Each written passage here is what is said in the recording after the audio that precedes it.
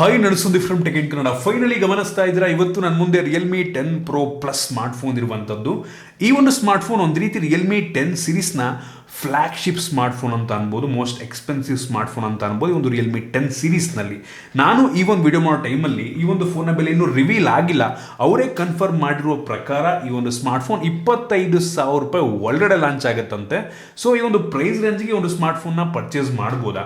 ನಾನಿವತ್ತು ಈ ಒಂದು ಫೋನ್ ಅನ್ಬಾಕ್ಸ್ ಮಾಡ್ತೀನಿ, ಯೂಸ್ ಮಾಡಿ ನನ್ನ ಎಕ್ಸ್ಪೀರಿಯನ್ಸ್ ನಿಮ್ಮ ಹತ್ರ ಶೇರ್ ಮಾಡ್ತಾ ಇದ್ದೀನಿ. ಏನು ಚೆನ್ನಾಗಿದೆ, ಏನು ಚೆನ್ನಾಗಿಲ್ಲ, ಇದ್ರ ಬಗ್ಗೆ ಕಂಪ್ಲೀಟ್ ಮಾಹಿತಿಯನ್ನು ತಿಳಿಸ್ಕೊಡ್ತೀನಿ. ಅದಕ್ಕಿಂತ ಮುಂಚೆ ನೀವಿನ್ನೂ ನಮ್ಮ tech in Kannada YouTube subscribe ಮಾಡ್ಕೊಂಡಿಲ್ಲ ಅಂತ ಅಂದರೆ ಈಗ ಸಬ್ಸ್ಕ್ರೈಬ್ ಮಾಡ್ಕೊಳ್ಳಿ ಮತ್ತು ಬೆಲ್ ಐಕನ್ ಕೂಡ ಕ್ಲಿಕ್ ಮಾಡ್ಬೋದು.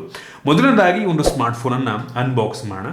ಗಮನಿಸ್ತಾ ಇದ್ರೆ ಈ ಒಂದು ಸ್ಮಾರ್ಟ್ಫೋನ್ನ ರೀಟೇಲ್ ಬಾಕ್ಸು ನಿಮಗೆ ಈ ರೀತಿ ನೋಡೋಕೆ ಸಿಗುತ್ತೆ. ಈ ಒಂದು ಬಾಕ್ಸನ್ನು ಓಪನ್ ಮಾಡಿದ ತಕ್ಷಣ ಇದ್ರೊಳಗಡೆ ಇನ್ನೊಂದು ಸಣ್ಣ ಬಾಕ್ಸ್ ಸಿಗ್ತದೆ. ಅದರಲ್ಲಿ ನಿಮಗೆ ಒಂದು user manual, quick start guide ಮತ್ತು ವಾರಂಟಿ ಕಾರ್ಡ್ ಸಿಗ್ತದೆ. ಜೊತೆಗೆ ಒಂದು ಸಿಮ್ ಎಜೆಕ್ಷನ್ ಪಿನ್ ಮತ್ತೊಂದು ಟ್ರಾನ್ಸ್ಪರೆಂಟ್ ಬ್ಯಾಕ್ ಕವರ್ ನಿಮಗೆ ನೋಡೋಕೆ ಸಿಗ್ತದೆ. ಅದರ ಕೆಳಗಡೆ ಡೈರೆಕ್ಟ್ ಆಗಿ ಈ ಒಂದು ಸ್ಮಾರ್ಟ್ಫೋನ್ ನಿಮ್ಗೆ ನೋಡೋಕೆ ಸಿಗ್ತಾ ಇರುವಂಥದ್ದು. ಫಸ್ಟ್ ಲುಕ್ಕಲ್ಲಿ ಒಂದು ಒಳ್ಳೆಯ ಬಿಲ್ಡ್ ಮತ್ತು ತುಂಬ ಲೈಟ್ ವೆಯ್ಟ್ ಇರುವಂಥ ಸ್ಮಾರ್ಟ್ಫೋನ್ ಅಂತ ಅನ್ನಿಸ್ತಾ ಇದೆ. ಇದ್ರ ಬಗ್ಗೆ ಆಮೇಲೆ ಮಾತನಾಡ್ತೀನಿ. ಅದರ ಕೆಳಗಡೆ ನಿಮಗೆ 80 ವ್ಯಾಟ್ನ ಫಾಸ್ಟ್ ಚಾರ್ಜಿಂಗ್ ಅಡಾಪ್ಟರ್ ಕೊಟ್ಟಿದ್ದಾರೆ. ಸೂಪರ್ ವಿಷಯ ಆಯಿತಾ. ಅವರೇನೋ 80 ವ್ಯಾಟ್ ಚಾರ್ಜರ್ ಕೊಟ್ಟಿದ್ದಾರೆ, ಆದರೆ ಈ ಒಂದು ಸ್ಮಾರ್ಟ್ಫೋನ್ ಕೇವಲ 67 ವ್ಯಾಟಲ್ಲಿ ಚಾರ್ಜ್ ಆಗುತ್ತೆ. ನಂತರ USB Type C data cable ಇರುವಂಥದ್ದು. ಟೈಪ್ ಎ ಇಂದ ಟೈಪ್ ಸಿ ಒಂದು ಒಳ್ಳೆ ಕ್ವಾಲಿಟಿಯ ಕೇಬಲ್ ಇದಾಗಿದೆ. ಆಬ್ವಿಯಸ್ಲಿ ಫಾಸ್ಟ್ ಚಾರ್ಜಿಂಗ್ ಸಪೋರ್ಟ್ ಆಗಬೇಕು ಅಂತ ಅಂದರೆ ಒಳ್ಳೆ ಕ್ವಾಲಿಟಿಯ ಕೇಬಲ್ನ ಕೂಡ ಕೊಡಬೇಕಾಗುತ್ತೆ. ಅದನ್ನು ಬಿಟ್ಟರೆ ಬೇರೇನೂ ಸಹ ನಿಮಗೆ ಒಂದು ಬಾಕ್ಸ್ ಒಳಗೆ ಸಿಗ್ತಾ ಇಲ್ಲ. ಇನ್ನು ಡೈರೆಕ್ಟಾಗಿ ಈ ಒಂದು ಸ್ಮಾರ್ಟ್ಫೋನಿಗೆ ಬರ್ತೀನಿ. ಲಿಟ್ರಲಿ ಒಂದು ಸ್ಮಾರ್ಟ್ಫೋನ್ ಹೆವಿ ಪ್ರೀಮಿಯಂ ಕ್ವಾಲಿಟಿಯ ಸ್ಮಾರ್ಟ್ಫೋನ್ ಅಂತ ಫಸ್ಟ್ ಲುಕ್ ಅನ್ನಿಸ್ತಾ ಇರುವಂಥದ್ದು. ಫ್ರಂಟಲ್ಲಿ ನೋಡಿದ ತಕ್ಷಣ ನಮಗೆ ಒಂದು ಕರ್ವ್ಡ್ ಡಿಸ್ಪ್ಲೇ ಸಿಗ್ತಾ ಇರುವಂಥದ್ದು ಆಯಿತಾ. ಇದೇ ಮೊದಲ ಬಾರಿಗೆ ರಿಯಲ್ಮಿ ಅವರು ಈ ಒಂದು ರಿಯಲ್ಮಿ ಸೀರೀಸ್ನಲ್ಲಿ ಒಂದು ಕರ್ವ್ಡ್ ಡಿಸ್ಪ್ಲೇ ಹೊಂದಿರುವಂಥ ಸ್ಮಾರ್ಟ್ಫೋನ್ ಲಾಂಚ್ ಮಾಡಿರುವಂಥದ್ದು ಆಯಿತಾ. ಅದು ಕೂಡ ಈ ಒಂದು ಪ್ರೈಸ್ ರೇಂಜಿಗೆ ಹೆವಿ ಪ್ರೀಮಿಯಂ ಅನ್ನಿಸ್ತಾ ಇರುವಂಥದ್ದು ಆಯಿತಾ. ಹೆವಿ ಅಂದರೆ ಹೆವಿ ಲೈಟ್ ವೆಯ್ಟ್ ಕೂಡ ಇದೆ. ಕೇವಲ 173 ಗ್ರಾಮ್ ವೆಯ್ಟ್ ಇರುವಂಥದ್ದು. ಹೆವಿ ಲೈಟ್ ವೆಯ್ಟು ಮತ್ತು ತುಂಬ ತಿನ್ನಾಗಿ ಕೂಡ ಇರುವಂಥದ್ದು. 7.78 mm ಥಿಕ್ನೆಸ್ಸನ್ನು ಹೊಂದಿರುವಂಥದ್ದು. ತುಂಬ ಸ್ಲಿಮ್ ಆಗಿರುವಂಥ ಸ್ಮಾರ್ಟ್ಫೋನ್ ಅಂತ ನಮಗೆ ಗೊತ್ತಾಗ್ತಾ ಇದೆ. ಈ ಒಂದು ಸ್ಮಾರ್ಟ್ಫೋನ್ನ ಫ್ರಂಟಲ್ಲಿ ನಿಮಗೆ ಆಗಲೇ ಹೇಳಿದಂಗೆ ಕರ್ವ್ಡ್ ಡಿಸ್ಪ್ಲೇ, ಒಂದು ಸಣ್ಣ ಪಂಚೋಲ್, ಬೆಝಲ್ ಒಂದು ರೀತಿ ಎಲ್ಲ ಸೈಡಲ್ಲೂ ಕೂಡ ತುಂಬ ಕಡಿಮೆ ಬೆಝಲ್ ಅಂತ ಅನ್ಬೋದು. ನಂಗೆ ಅನ್ನಿಸ್ತಂಗೆ ಒಂದು ಪ್ರೈಸ್ ರೇಂಜ್ಗೆ ತುಂಬ ಕಡಿಮೆ ಬೆಝಲ್ನ ಹೊಂದಿರುವಂಥ ಸ್ಮಾರ್ಟ್ಫೋನ್ ಅಂತ ಅನ್ಬೋದು ಈ ಪ್ರೈಸ್ ರೇಂಜಲ್ಲಿ ಸದ್ಯಕ್ಕೆ ಆಯಿತಾ. ಸದ್ಯಕ್ಕೆ ಆಮೇಲೆ ಫ್ಯೂಚರ್ನಲ್ಲಿ ಬೇರೆ ಫೋನ್ಗಳು ಲಾಂಚ್ ಆದರೂ ಆಗ್ಬೋದು. ಸದ್ಯಕ್ಕೆ ಫ್ರಂಟಿಂದ ಹೆವಿ ಪ್ರೀಮಿಯಂ. ನೀವು ಇದೇ ಲುಕ್ಕನ್ನು 70-80 ಸಾವಿರ ಸ್ಮಾರ್ಟ್ಫೋನಲ್ಲೂ ನೋಡ್ತೀರಾ. ಅದೇ ಲುಕ್ಕು ನಿಮಗೆ ಈ ಒಂದು 25,000 ರೇಂಜಲ್ಲೂ ಕೂಡ ಸಿಗ್ತಾ ಇರುವಂಥದ್ದು ಆಯಿತಾ. ಫ್ರಂಟಿಂದ ಹೆವಿ ಇಂಪ್ರೆಸಿವ್ ಅನ್ನಿಸ್ತು. ಆಲ್ರೆಡಿ ಅವರೇ ಸ್ಕ್ರೀನ್ ಗಾರ್ಡ್ ಹಾಕಿದರೆ. ಫ್ರಂಟಲ್ಲಿರುವಂಥದ್ದು ಗ್ಲಾಸ್ ಕೂಡ ಹೌದು, ಸೊ ಅಷ್ಟಿದೆ, ಸ್ಕ್ರ್ಯಾಚ್ ಆಗಲ್ಲ. ಸೊ ತಲೆ ಕೆಡಿಸ್ಕೊಂಬಿಡಿ, ಫ್ರಂಟಿಂದ ಅಂತೂ ಹೆವಿ ಇಂಪ್ರೆಸ್ ಮಾಡ್ತು.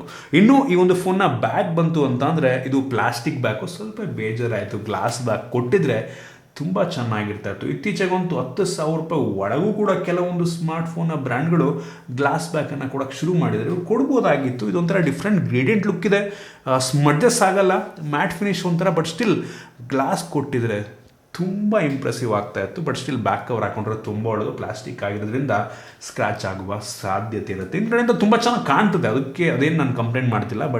ಬಟ್ ಗ್ಲಾಸ್ ಬ್ಯಾಕ್ ಕೊಡಬೇಕಾಗಿತ್ತು. ಹಿಂದ್ಗಡೆ ನಿಮಗೆ ಟ್ರಿಪಲ್ ಕ್ಯಾಮ್ರಾ ಸೆಟಪ್ ಸಿಗ್ತದೆ ಮತ್ತು ಸಿಂಗಲ್ LED ಫ್ಲ್ಯಾಶ್ ಇರುವಂಥದ್ದು.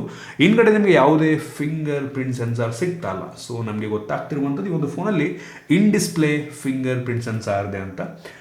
ಓಕೆ, ಕೆಲವು ಜನಕ್ಕೆ ಇಷ್ಟ ಆಗ್ಬೋದೇನೋ. ಮತ್ತು ಈ ಒಂದು ಫೋನ್ನ ಫ್ರೇಮ್ ಬಂದುಬಿಟ್ಟು ಪ್ಲಾಸ್ಟಿಕ್ ಫ್ರೇಮು. ಮೆಟಾಲಿಕ್ ಫ್ರೇಮ್ ಕೊಟ್ಟಿದ್ರೆ ಚೆನ್ನಾಗಿರ್ತಿತ್ತು. ಬಟ್ ಈ ಪ್ರೈಸ್ ರೇಂಜಿಗೆ ನಾವು ಜಾಸ್ತಿ ಎಕ್ಸ್ಪೆಕ್ಟ್ ಮಾಡೋದಕ್ಕಾಗೋದಿಲ್ಲ. ಅಟ್ಲೀಸ್ಟ್ ಮೆಟಾಲಿಕ್ ಫ್ರೇಮ್ ಬೇಡ, ಗ್ಲಾಸ್ ಬ್ಯಾಗ್ ಕೊಟ್ಟಿದ್ರೆ ತುಂಬ ಖುಷಿ ಆಗ್ತದೆ. ಅದೊಂದು ನನಗೆ ಸ್ವಲ್ಪ ಹಾರ್ಟ್ ಬ್ರೇಕ್ ಆಯಿತು. ಇನ್ನು ಈ ಒಂದು ಫೋನಲ್ಲಿ USB Type C ಪೋರ್ಟ್ ಇದೆ ಮತ್ತು ನಿಮಗೆ ಯಾವುದೇ SD ಕಾರ್ಡ್ ಸ್ಲಾಟ್ ನಿಮಗೆ ಸಿಗ್ತಾ ಇಲ್ಲ ಆಯಿತಾ. 2 ಸಿಮ್ ನೀವು ಇದಕ್ಕೆ ಹಾಕೊಬೋದು. ಮತ್ತು ಈ ಒಂದು ಫೋನಲ್ಲಿ ನಿಮಗೆ ಯಾವುದೇ ಹೆಡ್ಫೋನ್ ಜಾಕ್ ಸಿಗ್ತಾ ಇಲ್ಲ. ಓಕೆ ಅಂತೀನಿ, ಎಲ್ಲರೂ ಕೂಡ ಆಲ್ಮೋಸ್ಟ್ ವೈರ್ಲೆಸ್ ಹೆಡ್ಫೋನ್ಸ್ಗಳಿಗೆ ಅಡಾಪ್ಟ್ ಆಗಿಬಿಟ್ಟಿದ್ದಾರೆ. ಸೊ ಮ್ಯಾಟ್ರ್ ಆಗೋದಿಲ್ಲ ಅಂತ ಅನ್ಕೋತೀನಿ. ಮತ್ತು ಸ್ಪೀಕರ್ ಗ್ರಿಲ್ ಮೇಲ್ಗಡೆ ಮತ್ತು ಕೆಳಗಡೆ 2 ಸೈಡ್ ಇರುವಂಥದ್ದು ಸ್ಟೀರಿಯೋ ಸ್ಪೀಕರ್ನ ಕೊನೆಗೆ ತಿಳಿಸ್ಕೊಡ್ತೀನಿ.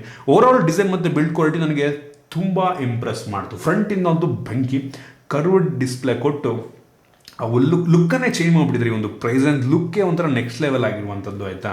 ಬಟ್ ಸ್ಟಿಲ್ ಗ್ಲಾಸ್ ಬ್ಯಾಕ್ ಕೊಟ್ಟಿದ್ರೆ ನನಗೆ ಇನ್ನೂ ಖುಷಿ ಆಗ್ತಾ ಇತ್ತು ಆಯಿತಾ. ಸೊ ಓವರಾಲ್ ಡಿಸೈನ್ ಮೇಲೆ ಬಿಲ್ಡ್ ಕ್ವಾಲಿಟಿ ಚೆನ್ನಾಗಿದೆ. ಇನ್ನು ಡಿಸ್ಪ್ಲೇಗೆ ಬಂತು ಅಂತ ಅಂದರೆ ಈ ಒಂದು ಫೋನಲ್ಲಿ 6.7 ಇಂಚಿನ ಫುಲ್ HD+ ರೆಸೊಲ್ಯೂಷನ್ ಹೊಂದಿರುವಂಥ ಅಮೋಲೆಡ್ ಡಿಸ್ಪ್ಲೇ ಇದೆ. ಈ ಒಂದು ಡಿಸ್ಪ್ಲೇ 120 ಹರ್ಟ್ಸ್ನ ರಿಫ್ರೆಶ್ ರೇಟನ್ನು ಹೊಂದಿರುವಂಥದ್ದು ತುಂಬ ಒಳ್ಳೆಯ ವಿಷಯ. ಇದು HDR10+ ಅನ್ನು ಸಪೋರ್ಟ್ ಮಾಡುತ್ತೆ ಮತ್ತು 10 ಬಿಟ್ ಕಲರ್ಸನ್ನು ಸಪೋರ್ಟ್ ಮಾಡುವಂಥ ಡಿಸ್ಪ್ಲೇ ಇದಾಗಿದೆ. ಸೂಪರ್ ವಿಷಯ. ವ್ಯೂಯಿಂಗ್ ಆ್ಯಂಗಲ್ ತುಂಬ ಚೆನ್ನಾಗಿದೆ, ತುಂಬ ಬ್ರೈಟಾಗಿ ಕೂಡ ಇರುವಂಥದ್ದು. 950 ನಿಟ್ಸ್ನ ಪೀಕ್ ಬ್ರೈಟ್ನೆಸ್ಸನ್ನು ಹೊಂದಿರುವಂಥದ್ದು ಆಯಿತಾ. ಸೊ ಈ ಒಂದು ಪ್ರೈಸ್ ರೇಂಜ್ಗೆ one of the best display ಹೊಂದಿರುವಂಥ ಸ್ಮಾರ್ಟ್ಫೋನ್ ಅಂತ ಬೇಕಾದ್ರೂ ಅನ್ಬೋದು. ಅದು ಕೂಡ ಕರ್ವ್ ಡಿಸ್ಪ್ಲೇ ಆಯಿತಾ. ಸೊ ತುಂಬ ಚೆನ್ನಾಗಿದೆ ಡಿಸ್ಪ್ಲೇ, ನಂಗೆ ಇದರಲ್ಲಿ ಯಾವುದೇ ಕಂಪ್ಲೇಂಟ್ಸ್ ಇಲ್ಲ. ಒಂದು ಒಳ್ಳೆ ಡಿಸ್ಪ್ಲೇನ ಒಂದು ಪ್ರೈಸ್ ರೇಂಜಿಗೆ ಹಾಕಿದ್ದಾರೆ. ಇನ್ನು ರ್ಯಾಮ್ ಮತ್ತು ಸ್ಟೋರೇಜಿಗೆ ಬಂತು ಅಂತ ಅಂದರೆ ಈ ಒಂದು ಸ್ಮಾರ್ಟ್ಫೋನ್ ಅಪ್ ಟು 8 GB ರ್ಯಾಮ್ನ ಜೊತೆಗೆ ಬರ್ತಾ ಇರುವಂಥದ್ದು. ಮೋಸ್ಟ್ಲಿ 6 GB ರ್ಯಾಮ್ನ ವೇರಿಯಂಟ್ ಕೂಡ ಲಾಂಚ್ ಆಗ್ಬೋದು. 8 GB ರ್ಯಾಮ್ನ ವೇರಿಯಂಟ್ ಲಾಂಚ್ ಆಗುತ್ತೆ. 12 GB ರ್ಯಾಮ್ ವೇರಿಯಂಟು ಲಾಂಚ್ ಆಗುತ್ತೋ ಇಲ್ವೋ ಸ್ಪೆಸಿಫೈ ಮಾಡಿಲ್ಲ, ಕಾದು ನೋಡಬೇಕಾಗಿದೆ. ಜೊತೆಗೆ ಎಕ್ಸ್ಟೆಂಡೆಡ್ ರ್ಯಾಮ್ ಕೂಡ ನಿಮಗೆ ಸಿಗ್ತಾ ಇರುವಂಥದ್ದು ಆಯಿತಾ. Up to 8 GB extended RAM. So in case ನೀವು 8 GB ರ್ಯಾಮ್ ಇರೋದು ತೊಗೊಂಡ್ರೆ ಟೋಟಲ್ 16 GB ರೀತಿ ಕೆಲಸವನ್ನು ಮಾಡುತ್ತೆ. ಅವಶ್ಯಕತೆ ಇರೋ ಟೈಮಲ್ಲಿ ಸ್ಟೋರೇಜ್ನ ರ್ಯಾಮ್ ರೀತಿ ಯೂಸ್ ಮಾಡಿಕೊಡುತ್ತೆ. ಈ ಒಂದು ಫೋನ್ಲಿರುವಂಥ ರ್ಯಾಮ್ ಬಂದ್ಬಿಟ್ಟು LPDDR4X ರ್ಯಾಮ್ ಆಯಿತಾ. ಮತ್ತು ಸ್ಟೋರೇಜು ನಿಮಗೆ ಅಪ್ ಟು 256 GB ತನಕ ನಿಮಗೆ ಸ್ಟೋರೇಜ್ ಸಿಗ್ತಾ ಇರುವಂಥದ್ದು. ಈ ಒಂದು ಸ್ಟೋರೇಜ್ನ ಟೈಪ್ ಬಂದ್ಬಿಟ್ಟು UFS 2.2 ಸ್ಟೋರೇಜು. UFS 3.1 ಕೊಟ್ಟಿದ್ರೆ ತುಂಬ ಚೆನ್ನಾಗಿರ್ತಾ ಇತ್ತು ನಂಗೆ ಅನ್ನಿಸ್ದಂಗೆ. ಇಷ್ಟು ಬೆಲೆ ಕೊಡ್ತಾ ಇದ್ದೀವಿ ಅಂತ ಅಂದರೆ ಕೊಡ್ಬೋದಾಗಿತ್ತು. ಎಷ್ಟೋ ಸ್ಮಾರ್ಟ್ಫೋನ್ಗಳಲ್ಲಿ 19-20 ಸಾವಿರ ರೇಂಜಲ್ಲೂ ಕೂಡ UFS 3.1 ಕೊಟ್ಟಿರುವಂಥ ಎಕ್ಸಾಂಪಲ್ಗಳಿದ್ದಾವೆ. ಇವರು ಕೊಡ್ಬೋದಾಗಿತ್ತು ನಂಗೆ ಅನ್ನಿಸ್ದಂಗೆ. ಸೊ ರ್ಯಾಮ್ ಮತ್ತು ಸ್ಟೋರೇಜ್ ಓಕೆ ಅಂತೀನಿ. ಇನ್ನು ಪ್ರೊಸೆಸರಿಗೆ ಬಂತು ಅಂತ ಅಂದರೆ ಈ ಒಂದು ಸ್ಮಾರ್ಟ್ಫೋನ್ ಡೈಮೆನ್ಸಿಟಿ 1080 ಪ್ರೊಸೆಸರ್ನೊಂದಿಗೆ ಲಾಂಚ್ ಆಗ್ತಾ ಇರುವಂಥದ್ದು. ಈ ಪ್ರೈಸ್ ರೇಂಜ್ಗೆ ಒಂದು ಒಳ್ಳೆಯ ಪ್ರೊಸೆಸರ್, ಒಂದು ಲೆವೆಲ್ಗೆ ಪವರ್ಫುಲ್ ಆಗಿರುವಂಥ ಪ್ರೊಸೆಸರ್. ನಾನು AnTuTu Benchmark ಚೆಕ್ ಮಾಡಿದಂಗೆ ಸುಮಾರು 5,20,000 5,40,000 ತನಕ ಕೂಡ ರೇಟಿಂಗನ್ನು ಕೊಡಬಲ್ಲಂಥ ಸಾಮರ್ಥ್ಯ ಈ ಒಂದು ಪ್ರೊಸೆಸರ್ಗಿರುವಂಥದ್ದು. ತುಂಬ ಒಳ್ಳೆ ಪ್ರೊಸೆಸರ್. ನೀವು ಆಲ್ಮೋಸ್ಟ್ ಯಾವ ಗೇಮನ್ನು ಬೇಕಾದರೂ ಒಂದು ಲೆವೆಲ್ಲಿಗೆ ಸ್ಮೂತಾಗಿ ಆಡ್ಕೊಬೋದು. ಡೇ ಟು ಡೇ ಟಾಸ್ಕ್ ಮಾಡೋದಕ್ಕೊಂದು ತೊಂದರೆನೇ ಆಗೋದಿಲ್ಲ. ಈ ಒಂದು ಫೋನ್ ನಾನು ಚೆಕ್ ಮಾಡಿದಂಗೆ ಯೂಸರ್ ಇಂಟರ್ಫೇಸ್ ಅಂತೂ ತುಂಬ ಸ್ಮೂತಾಗಿ ತುಂಬ ಚೆನ್ನಾಗಿ ಆಪ್ಟಿಮೈಸ್ ಮಾಡಿದರೆ ಎಲ್ಲೂ ಕೂಡ ಸ್ಲೋ ಅಂತ ಅನಿಸೋದಿಲ್ಲ. ವಿಡಿಯೋ ರೆಕಾರ್ಡಿಂಗ್ ಮಾಡ್ಬೇಕಾದ್ರೆ ಸ್ವಲ್ಪ ಸ್ಟಟರ್ ಅಂತ ಅನಿಸ್ಬೋದು. ಅದು 4K ಸ್ಟೆಬಿಲೈಸೇಷನ್ ಆನ್ ಮಾಡ್ಕೊಂಡು ಶೂಟ್ ಮಾಡ್ಬೇಕಾದ್ರೆ ನಂಗೆ ಅನ್ನಿಸ್ಬೋದು, ಬಟ್ ಅದು ಮೇಜರ್ ಅಂತ ಅನ್ಸಲ್ಲ. ನಾನು ಆ ರೀತಿ ಎಷ್ಟೋ ಫ್ಲ್ಯಾಗ್ಶಿಪ್ ಫೋನ್ಗಳು ಕೂಡ ಆಗೋದನ್ನು ನೋಡಿದ್ದೀನಿ. ಒಟ್ಟಿಗೆ ತುಂಬ ಸ್ಮೂತ್ ಆಗಿದೆ. ಸೊ ಈ ಬೆಲೆಗೆ ಏನು ಕೊಡ್ತಾ ಇದ್ದೀರಾ, 25,000 ರೇಂಜ್ ಏನು ಕೊಡ್ತಾ ಇದ್ದೀರಾ, ಆ ಬೆಲೆಗೆ ಒಂದು ಒಳ್ಳೆಯ ಪ್ರೊಸೆಸರೇ, ತುಂಬ ಒಳ್ಳೆಯ ಪ್ರೊಸೆಸರೇ, ತುಂಬ ಸ್ಮೂತಾಗಿ ಕೆಲಸವನ್ನು ಮಾಡುತ್ತೆ.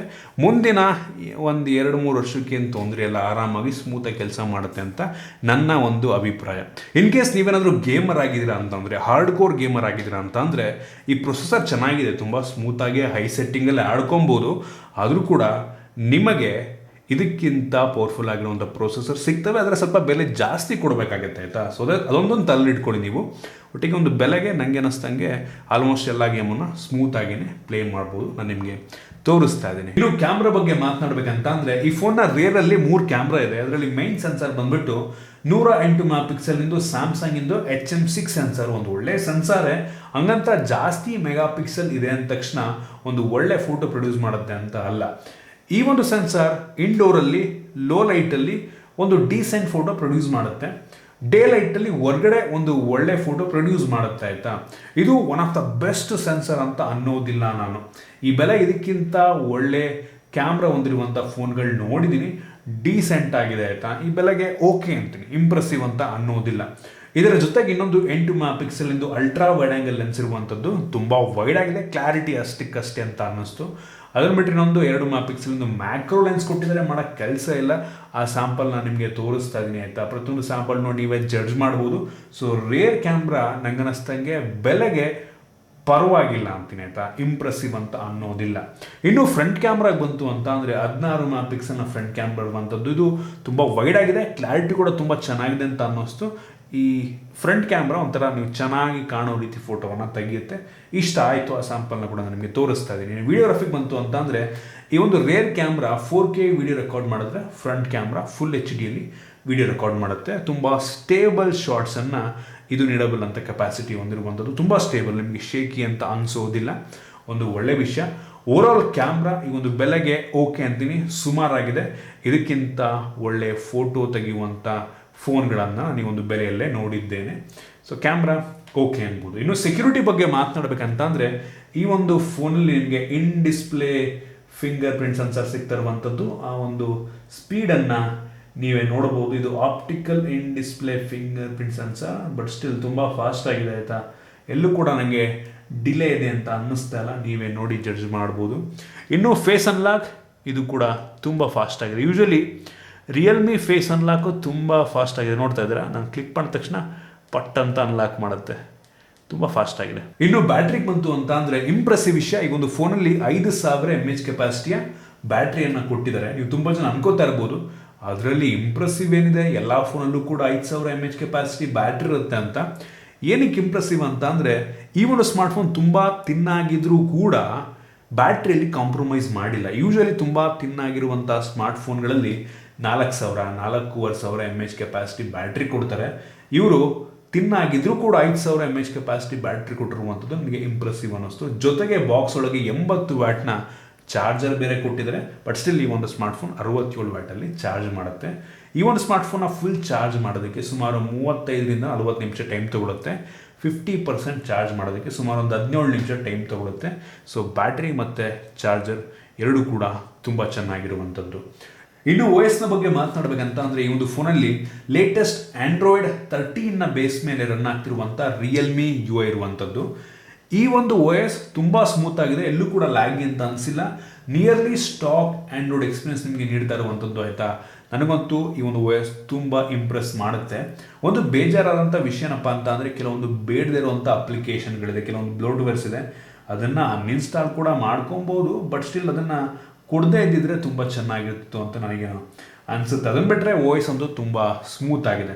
ಇನ್ನು ಸ್ಪೀಕರ್ನ ಬಗ್ಗೆ ಮಾತನಾಡಬೇಕಂತ ಅಂದರೆ ಸ್ಟೀರಿಯೋ ಸ್ಪೀಕರ್, 2 ಸ್ಪೀಕರ್ ಇದೆ, ಬಾಟಮಲ್ಲಿ ಒಂದು ಸ್ಪೀಕರ್ ಇದೆ, ಮೇಲ್ಗಡೆ ಒಂದು ಸ್ಪೀಕರ್ ಇರುವಂಥದ್ದು. ಎರಡೂ ಕೂಡ ಸ್ಟೀರಿಯೋ ರೀತಿ ಕೆಲಸವನ್ನು ಮಾಡುತ್ತೆ. ಸ್ಪೀಕರ್ನ ಕ್ಲಾರಿಟಿ ಚೆನ್ನಾಗಿದೆ, ಒಂದು ಲೆವೆಲ್ಗೆ ಜೋರಾಗಿ ಕೂಡ ಕೇಳುತ್ತೆ.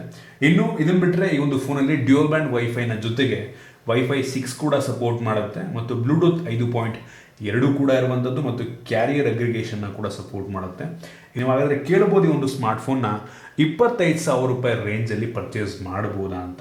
ಈ ಒಂದು ಬೆಲೆಗೆ ಒಂದು ಒಳ್ಳೆ ಸ್ಪೆಸಿಫಿಕೇಶನ್ ಹೊಂದಿರುವಂಥ ಸ್ಮಾರ್ಟ್ಫೋನೇ, ಆದರೆ ಕೆಲವೊಂದು ಫೀಚರ್ನ ಸ್ವಲ್ಪ ಕೊಟ್ಟಿದ್ರೆ, ಇನ್ನೊಂದು ಸ್ವಲ್ಪ ಇಂಪ್ರೂವ್ ಮಾಡಿದರೆ ಚೆನ್ನಾಗಿರ್ತಾ ಇತ್ತು. ಫಾರ್ ಎಕ್ಸಾಂಪಲ್ ಈ ಒಂದು ಫೋನಲ್ಲಿ ಗ್ಲಾಸ್ ಬ್ಯಾಕ್ ಕೊಟ್ಟಿದ್ರೆ ನನಗೆ ಹೆವಿ ಇಂಪ್ರೆಸ್ ಮಾಡ್ತಾ ಇತ್ತು. ಸ್ಟೋರೇಜ್ ಟೈಪನ್ನು ಇಂಪ್ರೂವ್ ಮಾಡಿದ್ರೆ ಚೆನ್ನಾಗಿರ್ತಾ ಇತ್ತು. ಸಣ್ಣ ಸಣ್ಣ ಫೀಚರ್ಸ್ ಆಯಿತಾ. ಬಟ್ ಸ್ಟಿಲ್ 25,000 ರೇಂಜಿಗೆ ಈ ಫೀಚರ್ಸ್ ಚೆನ್ನಾಗೇ ಇದೆ, ಚೆನ್ನಾಗಿಲ್ಲ ಅಂತ ಅಂತಿಲ್ಲ. ನನ್ನ ಒಪಿನಿಯನ್ ಏನಪ್ಪ ಅಂತಂದರೆ ಸ್ವಲ್ಪ ವೆಯ್ಟ್ ಮಾಡಿ.